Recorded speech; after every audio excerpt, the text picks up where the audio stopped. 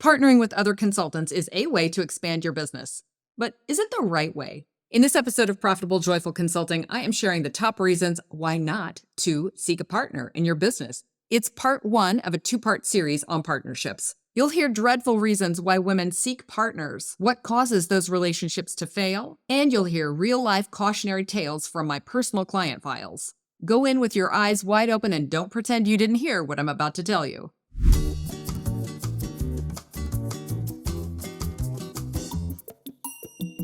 Hey, it's Samantha Hartley of Profitable Joyful Consulting. This season, we have been talking about expansion and different ways to expand. And today I wanted to talk about expanding through partnerships, or rather that I don't think it's a great idea to expand through partnerships. So I'm going to be talking today about the reasons why I don't think you should. And then I'll come back next week and I'll talk about the reasons why, if bearing in mind all of the good reasons why you shouldn't, you do decide to go into a partnership, the things that you should keep in mind. So today I want to talk to you about all of the cautionary reasons why partnership can be a really difficult and dangerous route to take if you are a woman consultant. So first, a few cautionary tales, actual examples from my clients. The first one, Michelle had a business with two partners. They came together, had a great concept, like we will be this like triple threat of skill sets. One of them does operations, one does finance, and the other one does human resources. So they came together, this wonderful triad, and very quickly afterwards, Michelle needed to take a day job for the insurance for her husband who got ill. So then we have the two partners left. And then quickly they realized was one of the partners wanted to have an office, wanted to have kind of like a sense of community and coming together, and was much more extroverted and wanted more interaction. Whereas the other partner was kind of like off on his own, doing his own thing, kind of a Gen X work from home kind of a person, even in the pre-COVID days. So you can see that we have a little misalignment around values. Then little by little, they began to realize their target audiences do not overlap. And one of them really was working with much larger clients. One was working with much smaller. And there were very few opportunities for them to actually come in and work with one another's clients. And so in the end, the whole thing kind of fell apart. It was mostly amicable. And luckily, there weren't that many assets to divide up.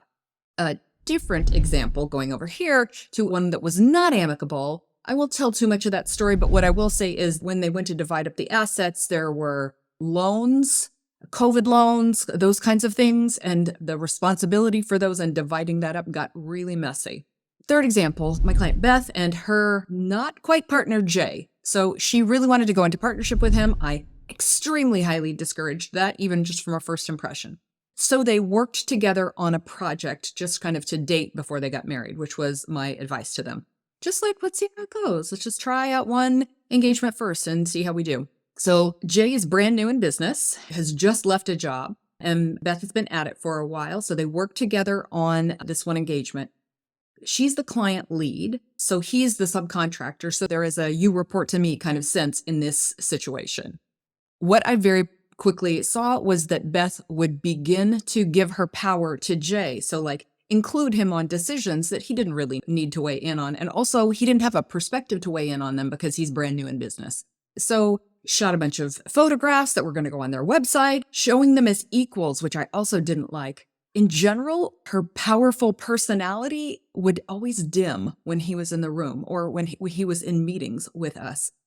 So I felt the ways that she was kind of trying just to get smaller and smaller with him around.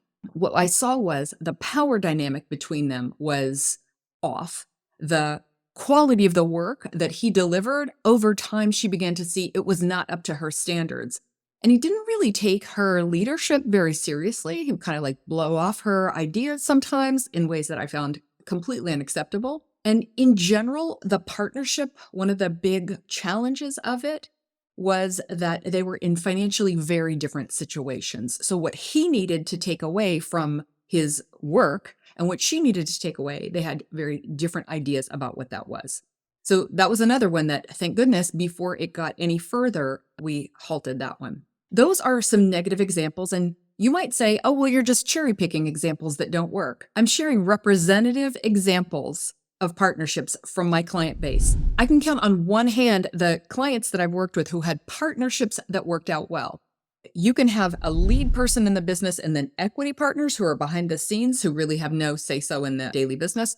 Or you can have a boss and people who work for that person, a lead partner, and then people who are in the field most of the time, but really a single partner is doing most of the, even though they may have an equal equity situation, there's a single partner who's doing most of the like CEO type jobs. But we run into problems when there's any lack of clarity in any of those things. And so what I wanted to talk about first is why I see women consultants seeking partnerships. So if they've come to me and they're in business for anywhere from 2 to 5 years, and they're thinking of going in with partners, or maybe they're brand new and they're thinking of going in with partners. Here are some of the reasons why they seek a partnership and what they think that's going to do for them. So the first thing I see is a financial reason to seek partners. Very often this means I'm afraid to be the sole rainmaker, and can anybody out there like help me with this? I don't want to have this 100% on myself, this burden and this responsibility. Here's the deal. You have to be the rainmaker in your business. You will probably be the rainmaker for most of the time if you're going to be the face of the brand. If you don't want that, either the best options are go back and take a day job where you're going to have a salary and work for a company and have the perceived security that provides, or there are groups where consultants come together under one umbrella. And that's a great situation for people who want to have business handed to them and don't want to be doing the rainmaking part of it. You can hear that there'll be some kind of the credibility, you're under somebody else's shingle, and there's kind of the perceived ease, I think, of like having that business handed to you. There isn't the level of autonomy that you're going to get when you're out on your own. And to me, it's a different version of having a day job. So seeking a partner and expecting them to do rainmaking is one of the fastest ways to crash a partnership before it even gets off the ground, because two people come together, they're both secretly hoping the other one is going to be doing the rainmaking, rather than that they're both equally going to be doing that. And if you do come together, you do need to have clarity about what exactly the responsibility is for rainmaking. One of the, and I told you there were these, one of the successful partnerships that I have worked with, there were 3 partners, 3 women, and 2 of them were much more responsible for rainmaking and really brought in all the clients. And one of them did no rainmaking at all. And I brought this up a few times just to see if there was any friction or any challenges around that. That partner was so skilled at the things that she did do that the other 2 partners did not have a problem with it. So they felt that there was fairness in her fulfilling this skill gap or this skill need, and they were good doing the rainmaking.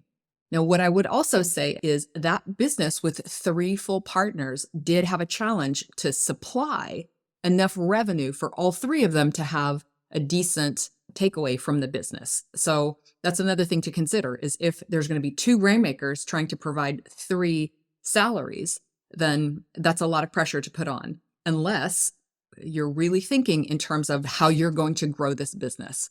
But we need to have clarity about the responsibilities there. Who exactly is responsible for bringing in and how much do we need? The second reason I see women seeking partners is that they are concerned that they're going to feel lonely or nervous, scared, anxious. It just feels alone out there. And I've felt this myself, and I'll tell you my story in a little while. But if you feel like I want to go out on my own and I trust myself to be able to bring in some clients, but gosh, like it would be so nice if I had like a confidant or somebody to share the journey with.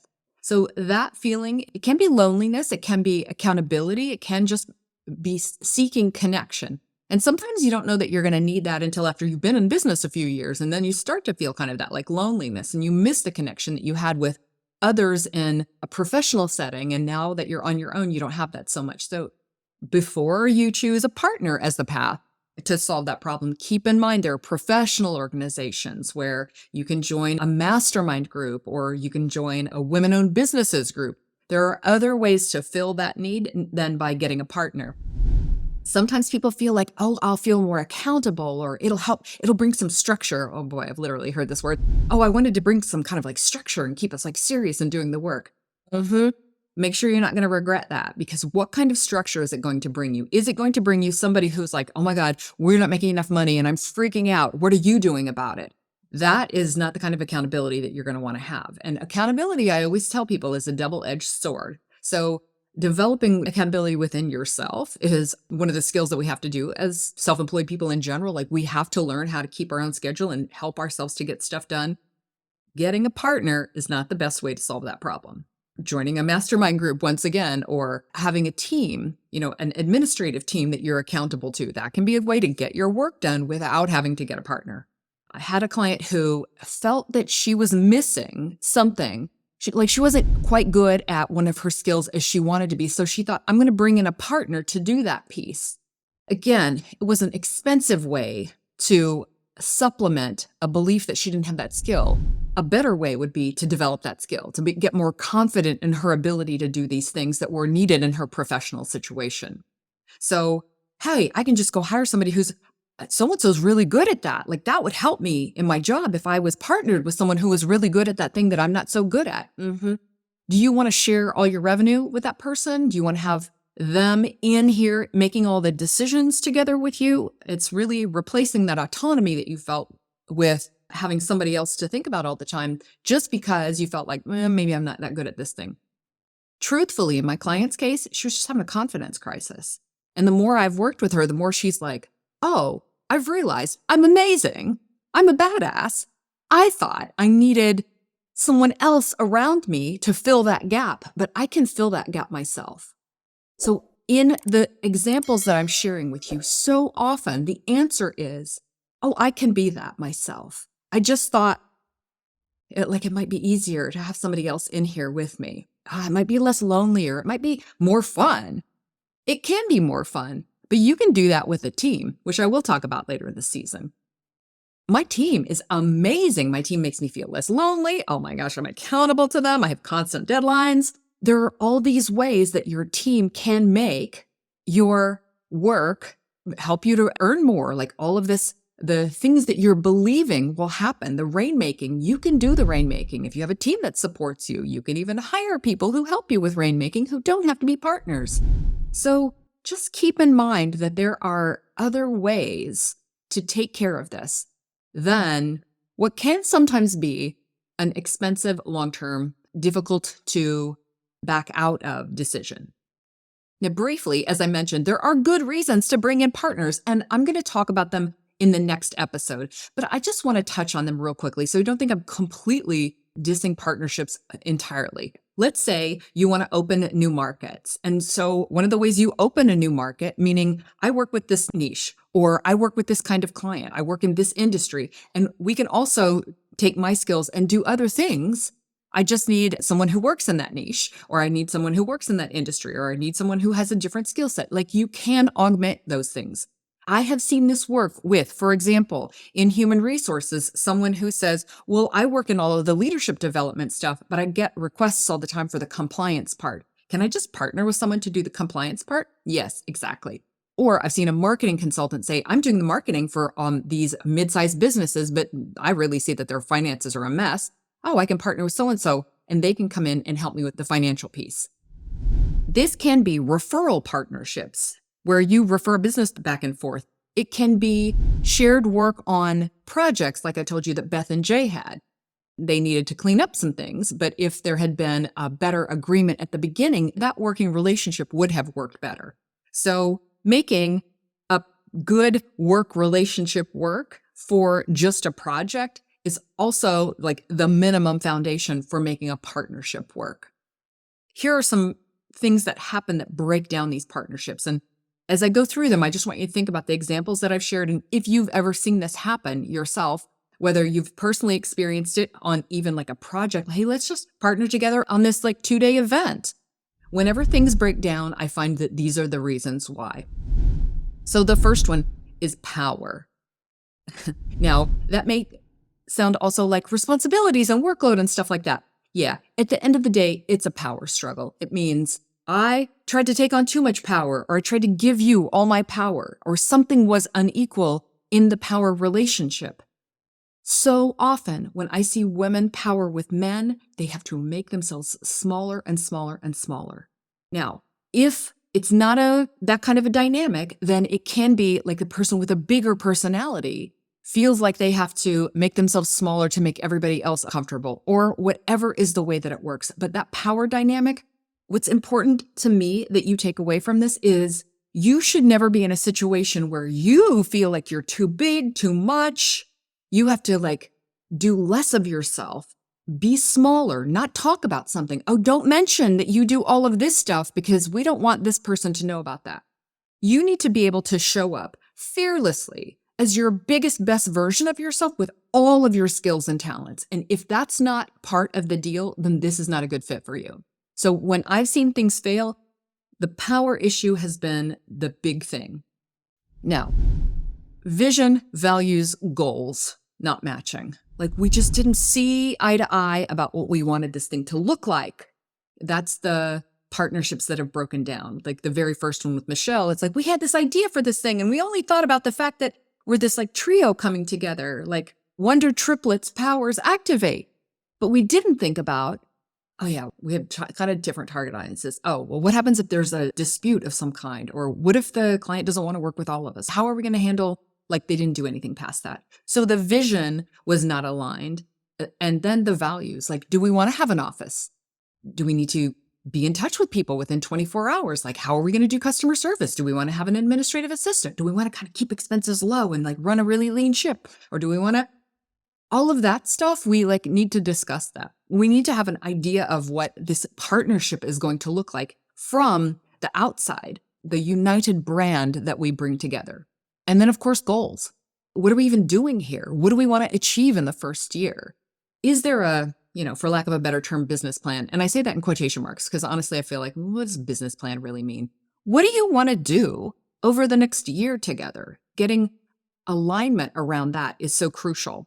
And I've been called into projects where they're like, oh, we want to do a vision, mission, values. And I feel like, oh my God, that's like my eyes glaze over at those kinds of things. But you can see that in this situation, when we didn't align around what this thing was going to turn into and what is important to us.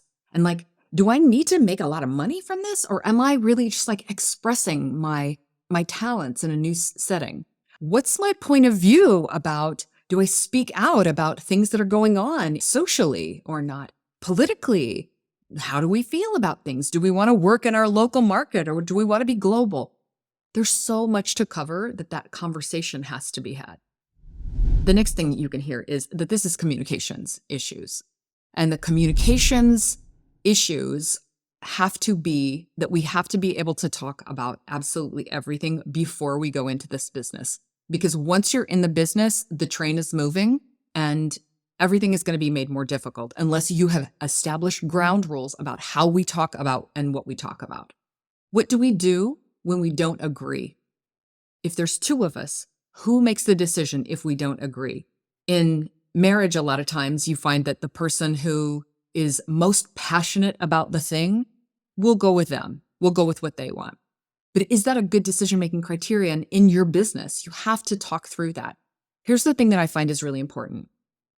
What's the thing that you do not want to talk about? Oh my God, if we could just like not talk about money. I do not want to talk about how much I need to bring home. I don't want to talk about my fear of working with bad clients. I don't want to do sales. All of those things that you don't want, that has to be a conversation. So always write down, here are the things that I least want to have a conversation about, and then have that conversation before you get into the business situation. And last of all, the thing that breaks up marriages is, of course, the thing that will break up businesses. And what I have seen break them up over and over again, money issues. Are you the breadwinner in your family? How comfortable are you with making a lot of money? What's the most money you've ever made in your entire life? And are you comfortable bringing that through the business? If I bring in this many clients and you bring in that many clients, then how do we share that revenue? Like, what's the agreement around that money? How much should we charge for our services? If you think about, for individuals, all of the money issues that I as a consultant deal with my clients, now let's combine those with a partner. Your money issues are going to combine. So you'll have your money issues, the partner's money issues, and then the combined money issues that come up. That has to be a conversation. I promised I would share my partnership example here. So I had a products and revenue partner, not an equity partner, who worked with me in my business for a while. And it was amazing right up until it wasn't. And what I found was we did really well with shared values. We had a great delineation of roles and responsibilities. But at a certain time, when the revenues were not what we wanted them to be. So when the money was abundant, I started to resent the ways that I brought in the money versus the way that my partner brought in the money. I started to resent that all of these shared products meant that for all the money that came in, the more money that I earned, there was always money that was going out. I had a coach who said very wisely, make sure you have revenue streams that are only yours. That was so helpful for me. So it was really important to me to know that if I sell this, I get all of that money. So somewhere along the way, there started to be this feeling of inequality in the workload, the power, the responsibilities, who was doing what. And as soon as there was a dip in revenues, that's when it got yucky. What I want you to know is you can have mature and positive conversations around these things, but at a certain point, there will also be arrows that are pointing to you've come to the end of this relationship, which is what we found. It was a mostly very amicable situation. And the reason it wasn't incredibly amicable was we waited 2 years too long before we did it. There was a point 2 years earlier where we started to feel like, I think we should go our separate ways on this, but we didn't. In the future, I'll know that. So the signs that we were done with that were there was the sense of inequality started to step in. The sense that I wanted to have my own stuff independent of the partner, and the partner wanted to have their own stuff independent of me. So that started to mean that we wanted to go separate ways. So it's a nuance in this whole thing, but you can hear that that was a power split. That was the non-aligning of our vision and our values and our goals. Yeah, we started to go different directions in those things. We started to have money issues, and the communications and the conflict were just like always under the surface. Being people who had had such amazing communication skills and things like that, we didn't do conflict great. So it was a pretty amicable breakup because we weren't mean to each other. But what I learned from that was I didn't need to have situations in which I gave away too much of my power, too much of the revenues, and that I could count on myself to earn all of that myself. Now, what I did was replaced a partner with a team. And you can have a team, a staff in your consultancy who is doing the different roles that you don't choose to do and yet you need done in the business. So some of the roles I absorbed and some of the roles were delegated to people who now work for me and my team. And that has worked amazingly. And speaking of amicably, it's not that I'm discouraging partnerships because there are people who just can't get along with other people and people who don't know how to collaborate with other people. Yes, I love collaboration and I have amazing partnerships now that are referral partnerships, collaborative working relationships, and other kinds of work relationships that don't rely on splitting the same revenues from the same pool or sharing the same client and having to be clear about what that role sort is. So know yourself and think about whether you are creating a partnership where some other kind of relationship will do. Here's the deal. I'm your advocate.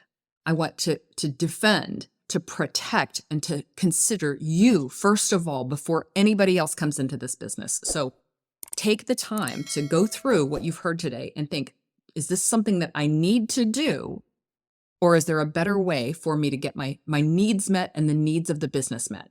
So that is the con on partnerships. And next time when we return, I'm going to be sharing with you some really fantastic reasons to form a partnership. And when you do, how to set it up so that it really, really works for you. And some fantastic ways to set it up so that you protect yourself, your partner, and the entity, the actual partnership itself.